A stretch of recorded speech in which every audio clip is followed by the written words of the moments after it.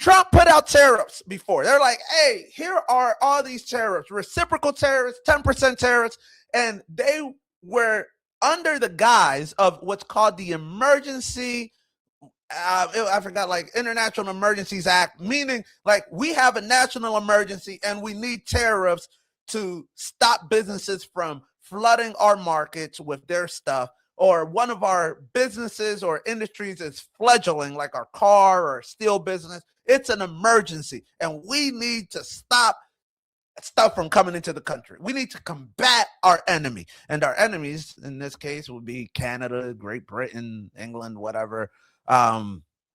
China, Russia, all these companies sending us stuff, Pakistan, whatever. The Supreme Court said, well, you know what? Not a good reason to not a good reason to really get with the Emergency Powers Act, because these aren't really emergency. These are more policies, and you probably want to not probably, you need to go to Congress to get this tariff out there, because Congress is the one that shows tariff policies and confines them into what the people want in this country. And so they were like, no, these tariffs are illegal. Now, here's a couple questions. Trump gets really upset. Now, remember, Trump put 3 of the Supreme Court justices that voted against it. No, he put 2 of them. 3 of them are Republicans. He appointed 2 of them in the Supreme Court. So he's like, you guys are awful. Yeah. Bad Supreme Court justices. What does he post, though?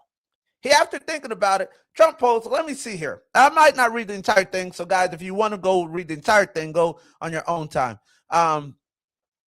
Let me see here. It says, based on a thorough, detailed, and complete review of this ridiculously poorly written and extraordinarily anti-American decision on tariffs issued yesterday after many months of contemplation by the United States Supreme Court, please let this statement serve to represent that I, as President of the United States of America, will be effective immediately, raising the 10% worldwide tariff on countries, many of which have been ripping the United States off for decades without retribution until I came in, to the fully allowed and legal tested 15% level. Okay, that's it. So Trump said, you know what? You guys aren't allowing me to put tariffs, so what am I going to do? I'm going to put tariffs. I'm going to put tariffs, and you guys stop me. So there's this provision that says he can put tariffs up until 150 days, more or less. But he says, you know what? I'm going to not only put the 10%, I'm going to make it 15% for the next 150 days. Woo! That's a big FU to whoever thought that the Supreme Court could stop a man with a dream. All this man wants to do is put tariffs, and the people want to stop him, and he's like, no. So we'll see how that works out. And the reality is, the problem with using this Supreme Court or this Emergency Powers Act is that, okay, this is Trump doing it for tariffs, but what's to stop the next president from doing it for something else? All right, like, okay, Trump is saying, hey, we have a national emergency, so I need to put tariffs. Well, what's to stop another president from saying, okay, we have a national emergency, so I have to stop people from leaving the country. We need to stop businesses, like whatever. There could be a whole host of things that can come about when you start claiming national emergencies. And right now it's the Republicans, but soon enough the Democrats will come in. So if you're a Republican, any Democratic policy that you want or that you don't want, it might come in under a claim of national emergency. And Mr. Fireball 619 says, for as long as America has been deflecting the inflation problem onto the rest of the world with tariffs, now inflation problem is in our hands. Absolutely.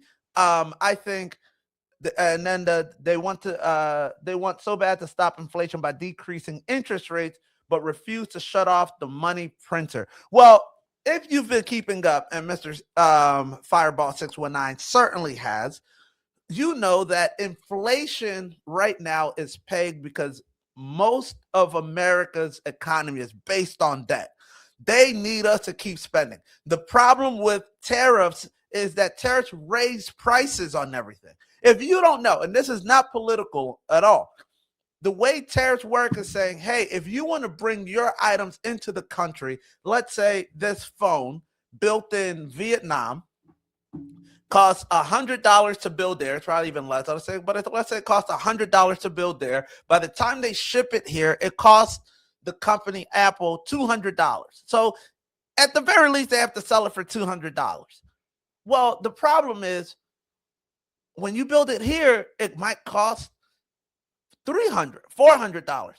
Now, who has to pay for that extra bump up if they build it here?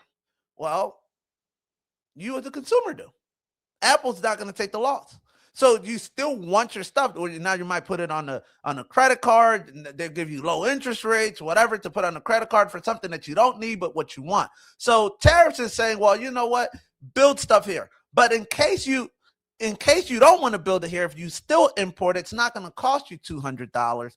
It's now we're going to increase it. That's when you say you have 100% tariffs or 10% tariffs. 10% tariffs in this case, if you bring something in for $200, it's going to cost $20, 10% of the value of it that you have to pay the government. Now, who pays that? Well, it's the company that's importing the good. So if you're a company here that's importing, I'm into farming, so I import a lot of stuff from overseas, farming equipment, and if it's worth $10,000 farming equipment that I buy from China, and here it costs $30,000.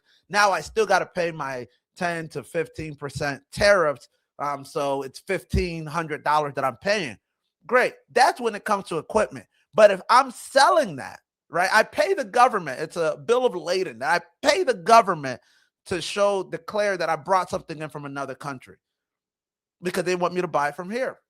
Well, the Trump administration has collected over 135, some people say that it's $170 billion in these taxes from small businesses that can't necessarily pass on these costs to their consumers. I mean, imagine going to the store and seeing what you used to pay $3 for now going to $4.50.